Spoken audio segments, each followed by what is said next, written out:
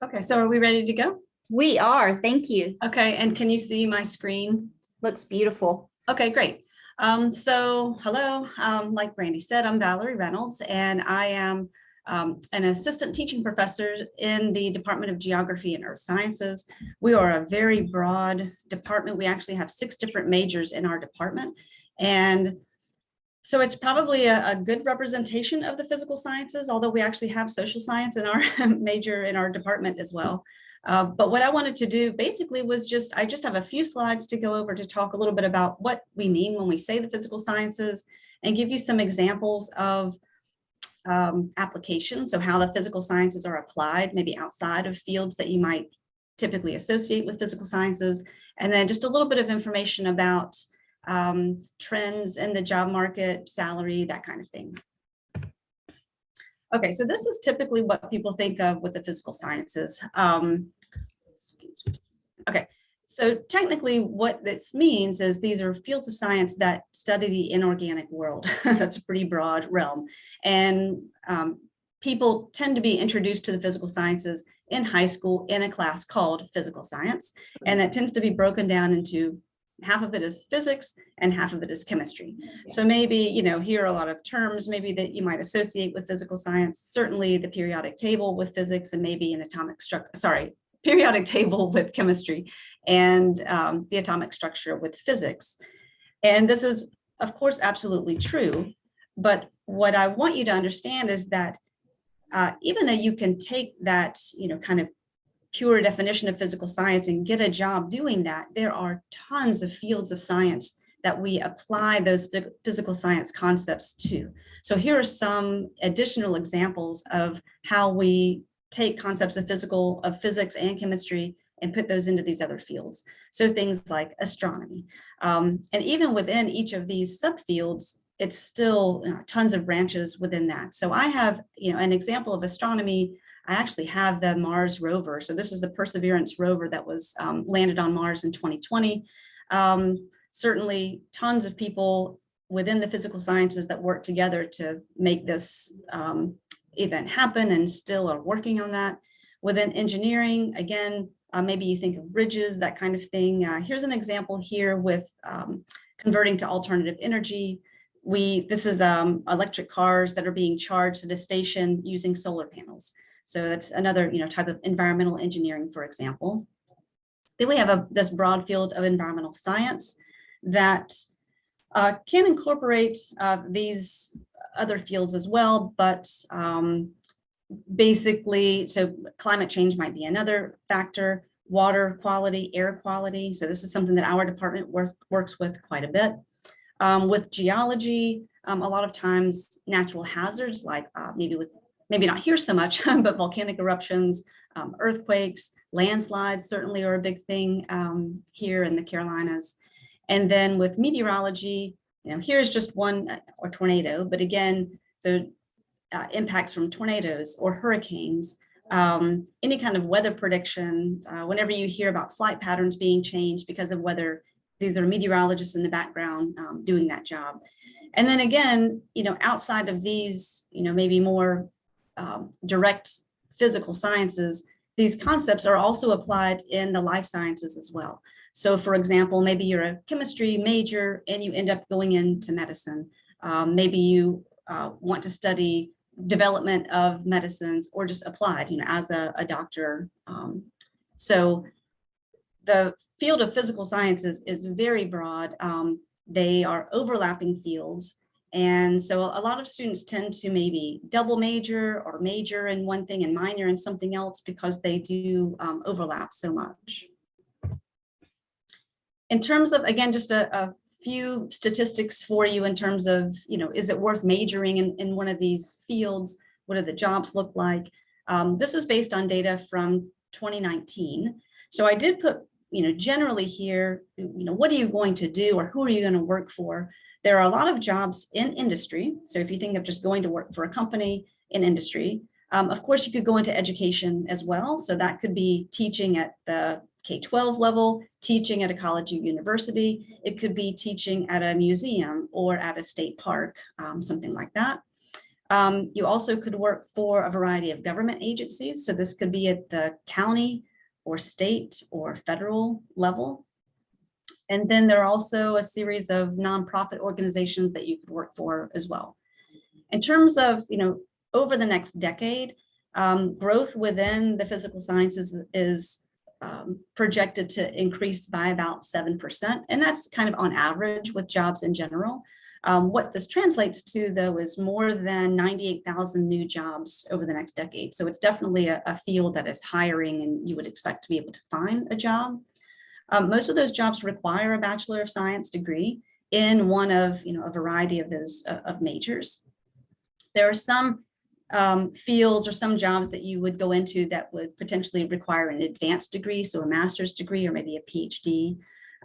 We often think of the master's degree as the professional degree or a working degree, just because you would have higher income. Also, there's a lot of companies that will hire you in at a bachelor's level, and then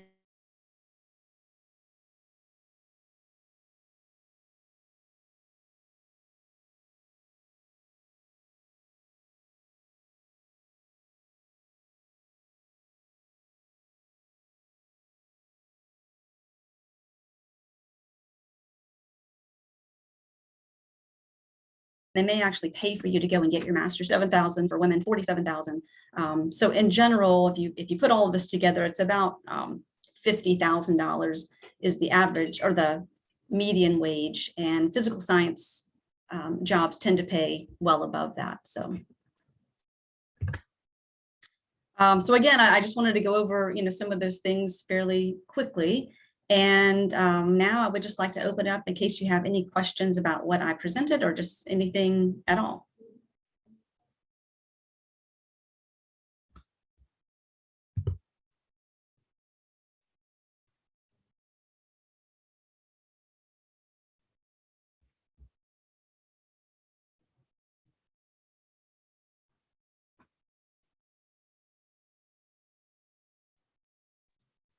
I was curious about what, if any, types of physical science careers you might see for someone in civil engineering beyond the more traditional civil engineering careers we hear about. Well, so my background personally is in geology, and we have a lot of engineering majors that actually switch into geology or into environmental science because maybe they have an interest in the engineering aspect, but they want to learn more about, say, the foundational materials. I don't know that I can speak for, specific jobs outside of the traditional engineering job, other than, you might work for the same employer doing something different. What is your interest? I mean, I'm assuming you're a civil engineering major. Yeah, I haven't exactly narrowed everything down, but I'm looking at 2 internships this summer. One is with a municipal utilities division, and the other one is with a private geotechnical firm.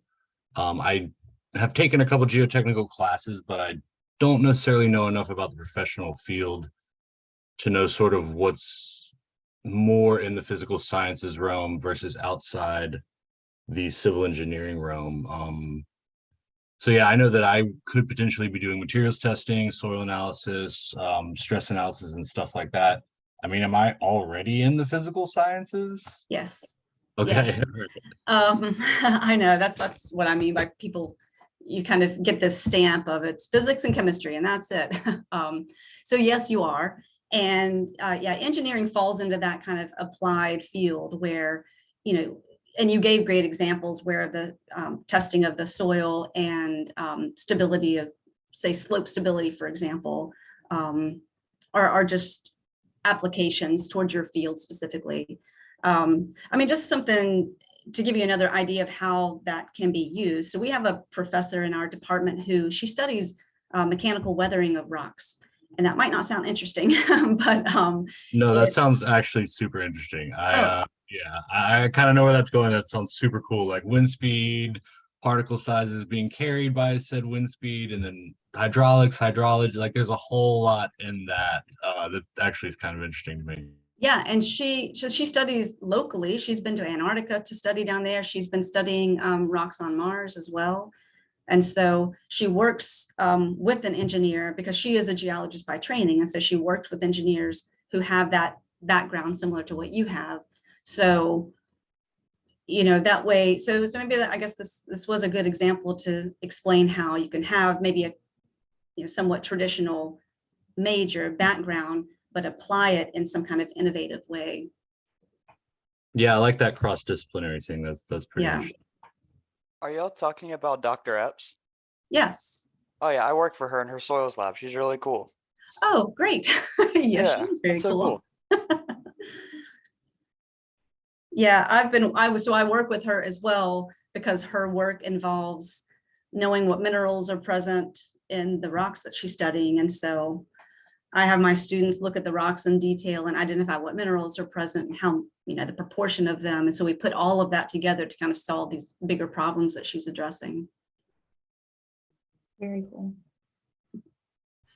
This is kind of unrelated and you might not actually know, but if someone who is very close to a bachelor's in engineering were to want to add a minor in something physical sciences, are we talking a tremendous amount of classes, or are there some maybe shared things, or could I make a solid case that this should count as a prerequisite for that, or something along those lines? Yeah, it's usually a pretty seamless transition, quite honestly, because of the amount of overlap.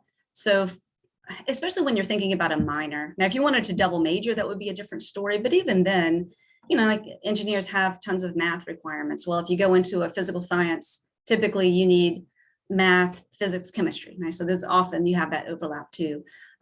Minors, you typically have maybe one or two, foundational courses, for example, and then a series of electives that you might select. And so often those foundational courses, well, you typically probably have something in either the foundational courses or the electives, because Okay. it's, yeah. I might have to look into that. Thank you. Yeah, you're welcome. Yeah, we have a lot of, again, either people that double major or that maybe pick up a minor in, I speak for our department specifically, either a minor in geology or environmental science, and geography too. So we're not, geography is another physical science. It's broad. You can have physical geography and then human geography.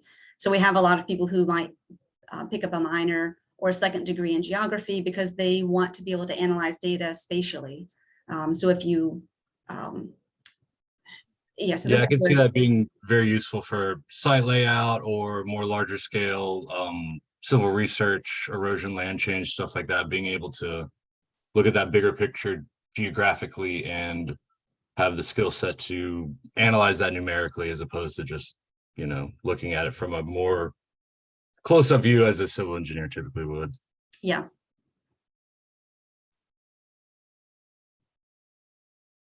And so I think a lot of physical sciences are bringing in more GIS work just because it's it has such wide-reaching applications.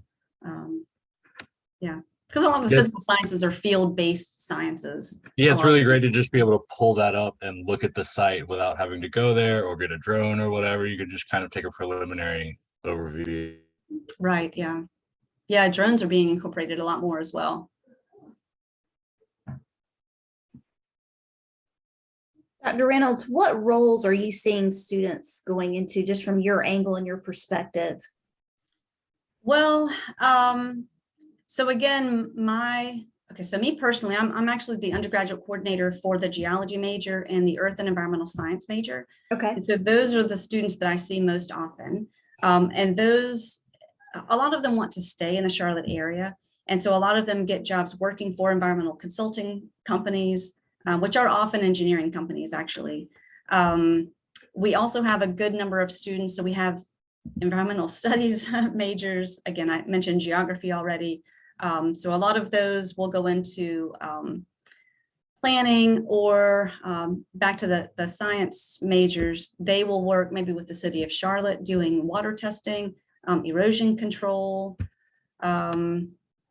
natural hazard management. So that could be maybe not in the Charlotte region, but along the coastline. So where we have a lot of erosion at the Outer Banks, for example, at the beaches, in the mountains, we have a lot of issues surrounding landslides.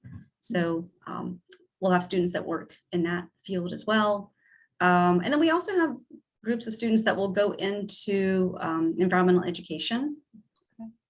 So maybe a state park often.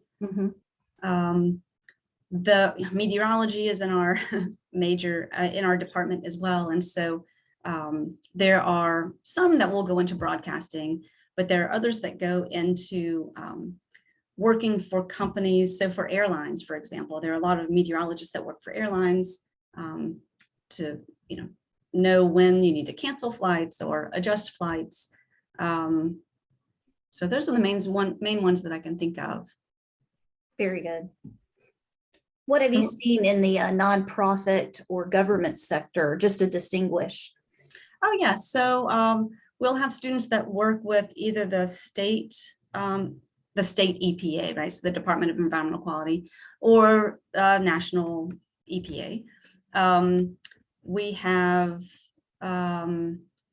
what else? For nonprofits, that I don't have names of organizations too much, but there's one local. So the Catawba Riverkeepers Association is a local one that we work with. So we have students that do internships with them.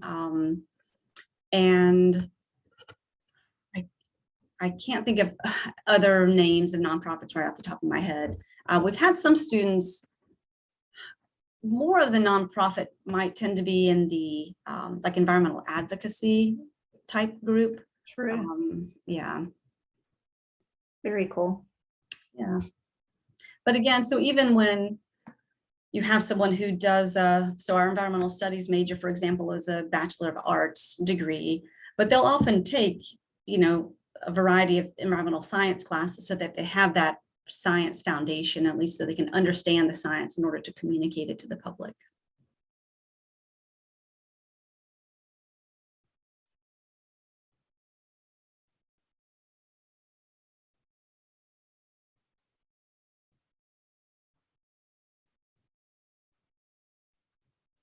So I'm curious what the other, if anyone else in here wants to say what their major is, I'd be curious to know that.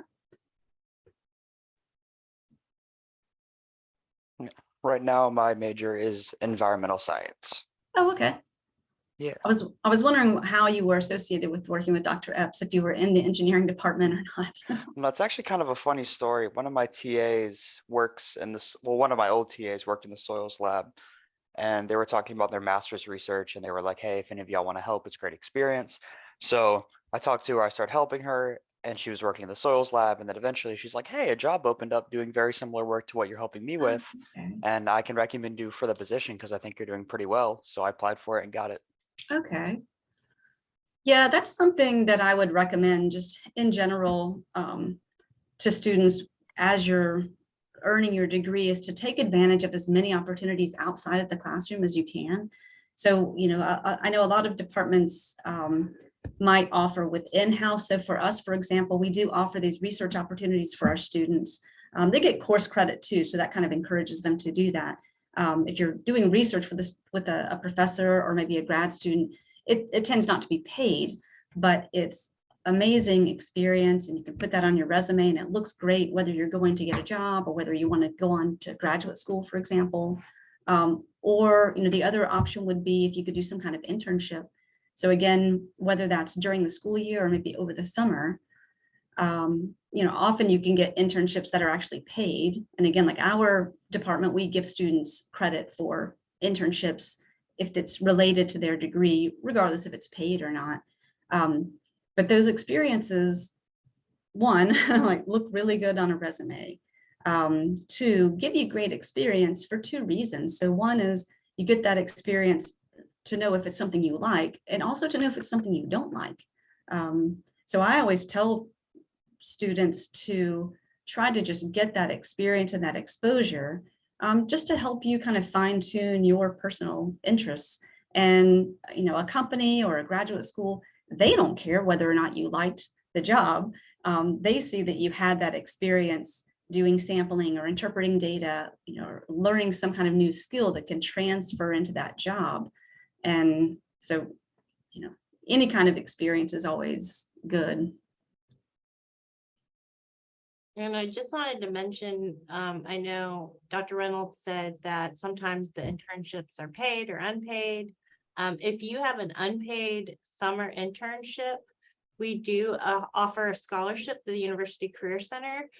So you can apply for that and get some financial assistance for that through the Career Center. So, and I'll link that in the chat if anybody is interested in that. But yes, Dr. Reynolds is correct. You should get as many experiences as possible. Research, teaching assistantships, internships. Some engineers have co-ops. So those are the top things that employers are looking for when they're recruiting for full-time jobs. What kind of experiences do you have? The more related experiences you have, the more you're a qualified candidate for the role. So, and it just, I've from personal experience, I've had research experience as well, and that helped me a lot to get into grad school and just a lot of professional development things through that research. So. I can vouch for the value of a mistaken internship or an internship you didn't like. It really helped inform my decisions as I'm looking at full-time employers and even other internships this summer, because I was able to eliminate that as a part of my field that I wanted to go into. So even if you don't have a lot of options or offers from internships, it's a great idea to just take one of them, even if it's not what you think you want to do long-term, because you will learn something about the industry one way or another, whatever your industry is. And you'll have a better idea of what positions and jobs will entail after graduation. Thank you, Scott, for that. I would echo that, and the fact that you're also learning work culture, which is huge. Oh, yeah. Yeah, I was going to say that I would say that applies when you go to find that first job as well, because I've known a lot of people who they'll say, oh, well, I have this job offer here, but I don't know if I really want to do that. And it's one thing if you have 5 job offers and you can choose from them, but if that's the only job offer, I would say take it, because 1, you might like it, even though you don't think you do, but 2, it's job experience. And so it's that first job is the hardest one to get, because, unless you've had these experiences while you were in school, you typically don't have a lot of experience, and it's hard to get in to that door. So even if you work for a couple of years at a job that maybe is not your ideal job, it is experience, relevant job experience. And you're going to learn, like Brandy said, you're going to learn skills like these job culture skills that will be valued. So yeah, what are those of you on here, what are your plans after school?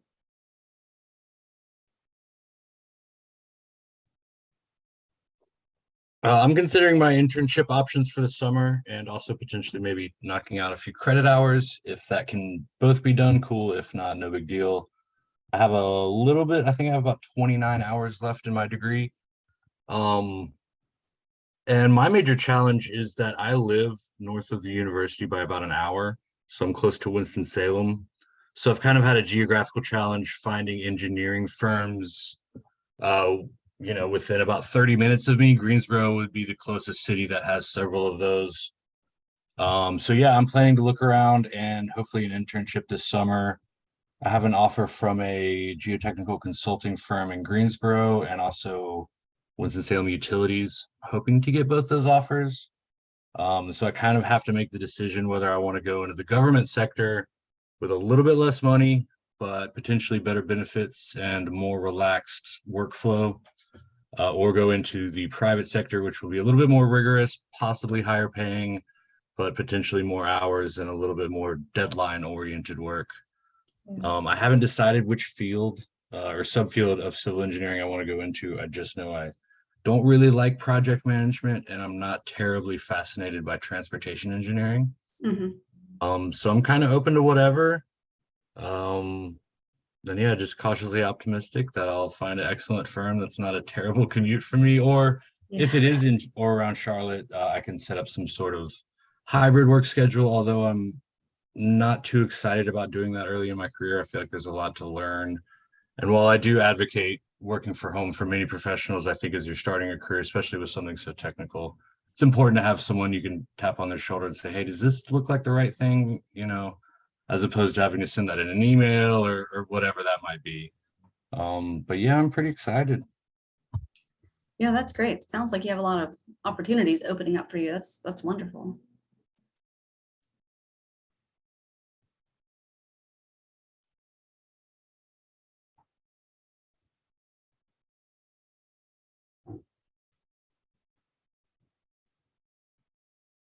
Harrison, do you think you'll go to grad school afterward, or do you think you'd be more interested in going into industry after school? For me, I think right now I'm more interested in going into industry or the field. I'm not entirely sure what I want to do. Mhm. Since working in the soils lab, I've learned that I do enjoy lab work, but dirt is kind of boring. Like a lot of the lab work associated with it and just the day to day, it's very monotonous and there's nothing really crazy going on. It's a very free thing because I don't really have too much pressure on me from any direction. But I'm not exactly sure what I want to do, but I'm pretty open. Yeah, I know there's some, and I knew some people when I was in grad school who loved working in a lab and they wanted to do that all the time. And so clearly we have people that do that, right? So there could be people who collect their soil samples, for example, and they send them off to the lab. And then there would be a lab tech there working. That's what they do all day. So analyze soil samples or they analyze water samples. And, you know, and I liked working in a lab too when I used to do my geochemistry work. I don't know that I could do it. I'm the same as you. I don't think I could do that all day, every day. I've got to get outside at some point and just see other faces, maybe not hear the hum of the instrumentation always running in the Yeah. background. Yeah, and the no windows makes it way harder too. No light come Yes. in. Yeah, yeah.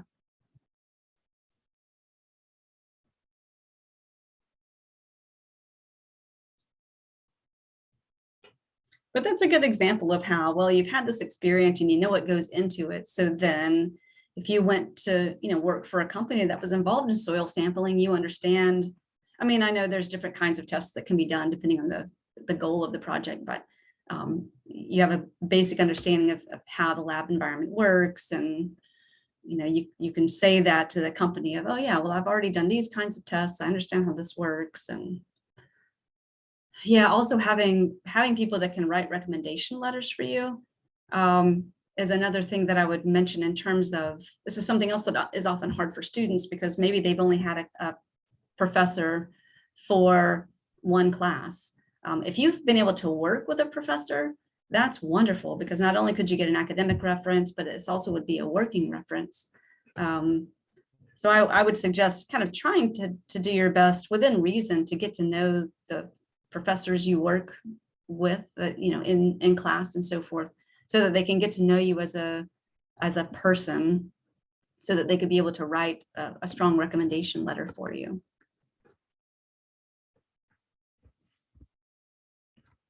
Especially if it's been a year or something since you had them in class. Because I'll have students write to me and say, oh, I made an A in your class.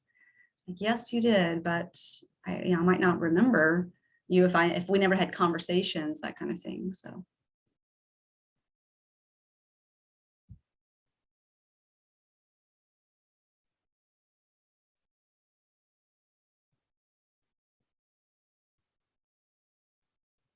Any other questions from our students or participants?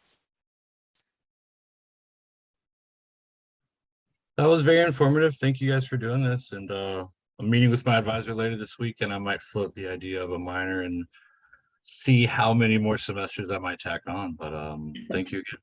Oh, you're welcome. Yeah, and Scott, if you want to reach out to me, I can help you as well. If you're interested in a minor in my department, for example, so in geography or environmental science or sciences, I can help you kind of go through that process and take a look at it and see. Okay, and your geography and earth sciences? Correct. Mm-hmm. Thank you. Yeah, you're welcome. And I put the information for Dr. Epps' profile. So I don't remember if it was you, Scott, or someone else that mentioned that they were very interested in what Dr. Epps was doing, it might be helpful to reach out to her and maybe connect with her too. And that might help you make some decisions as well. Yeah, it's super fascinating just trying to think from my end on the engineering or even more the mechanical engineering side of like, I don't know, you'd have to analyze the angularity of various particles and then their wind speed and all, there's a lot that could go into mechanical weathering. I mean, you could go very, very deep into that. So it is interesting to me. I don't know if my career trajectory has me doing research or not, but we'll see. And I do have one employer that I met with recently that might be related to what we have just all talked about, like in the coast and environmental, physical sciences mixed with a little bit of engineering. So this is an employer, TNEI Group, and they do consulting. And I just met with an engineer. He has his PhD. He's an alum of UNC Charlotte. They're about to set up a workspace in the Portal building. And they are about to form a really strong relationship with the Career Center. They want to, meet UNC Charlotte students, and they are going to be doing work in the coast and doing some of these things that we just talked about. So if you're interested in that company, look that company up. You'll be seeing them around here at the Career Center and on campus. Oh, great. Wonderful. All right. Well, thank you everyone for coming. Thank you, Dr. Reynolds, for Yeah. volunteering to facilitate this career meetup. And we appreciate everyone for coming today. If you have any questions, you can reach out to any one of us or Dr. Reynolds. Yeah, exactly. Thank you all very much. Yeah, thank you so much. Have a great rest of your day. Thank you, guys.